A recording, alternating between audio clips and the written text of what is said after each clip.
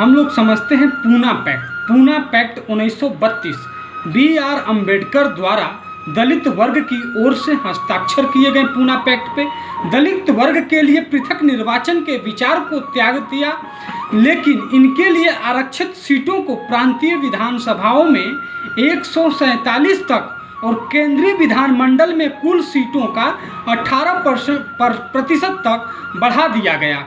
सांप्रदायिक पंचायत भारतीय मताधिकार समिति के अध्ययन पर आधारित था, जिसे लोथियन समिति भी कहा जाता था।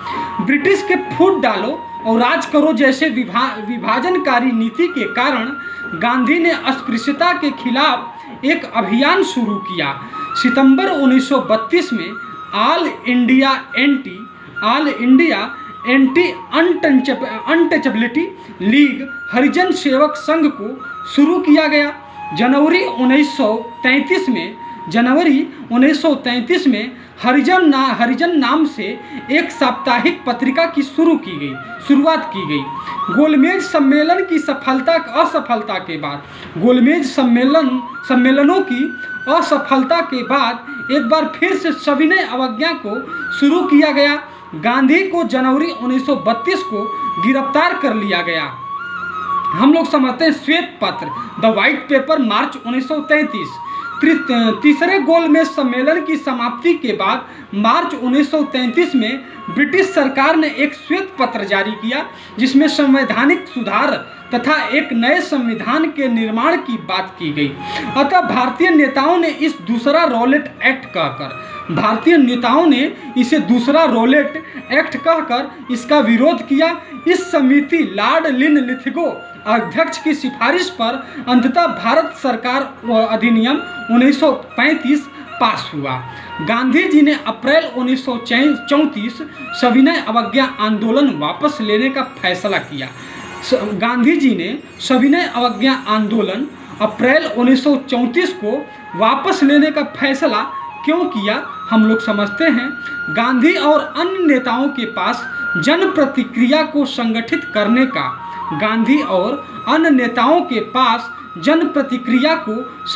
करने का पर्याप्त समय नहीं था। अभी जनता भी तैयार नहीं थी। इस वजह से गांधी जी ने अप्रैल 1934 सविनय अवज्ञा आंदोलन वापस लेने का फैसला किया, क्योंकि जनता तैयार नहीं थी।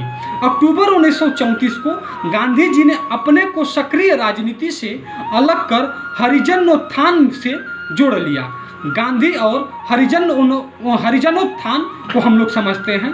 पूना समझौते के बाद गांधी जी की रुचि अस्पृश्यता विरोधी आंदोलन के प्रति अधिक हो गई।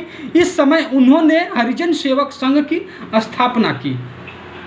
8 मई 1933 को गांधी जी अछूतों के प्रति हिंदुओं के दुर्व्यवहार पर पश्चाताप तथा हरिजन सेवा में लगे कार्यकर्ताओं के प्रति देश में अस्पृश्यता को जड़ सहित समाप्त करने के लिए उद्देश्य से जेल में शुद्धि के लिए 21 दिन के उपवास की शुरुआत की। गांधी जी ने 21 दिन के उपवास की शुरुआत की। उपवास शुरू होने के शीघ्र बाद सरकार ने गांधी को जेल से रिहा कर दिया। रिहाई के बाद गांधी जी ने मई 1933 में सविनय अवज्ञा आंदोलन शुरू किया। इस आंदोलन को इसके निराशाजनक स्वरूप के कारण शीघ्र ही समाप्त घोषित कर दिया गया। 1 अगस्त 1933 को गांधी जी ने व्यक्तिगत सविनय अवज्ञा आंदोलन शुरू किया। इस आंदोलन को इसके निराशाजनक स्वरूप के कारण शीघ्र ही समाप्त घोषित कर दिया गया। 1933 को विट्ठल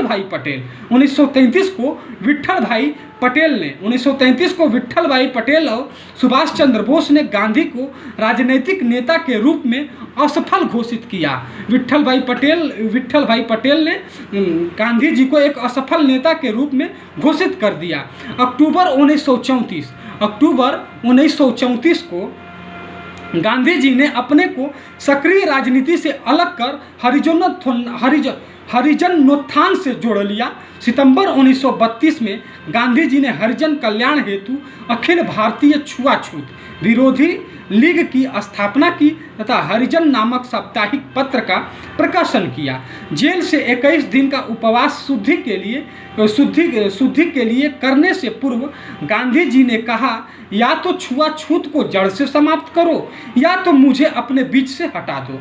यह मेरी अंतर आत्मा की पुकार है, चेतना का निर्देश है, गांधी जी कहते हैं। 7 सितंबर 1933 को गांधी जी ने वर्धा से हरिजन यात्रा प्रारंभ की। इस यात्रा के दौरान गांधी जी ने करीब 12,500 मील की यात्रा की थी।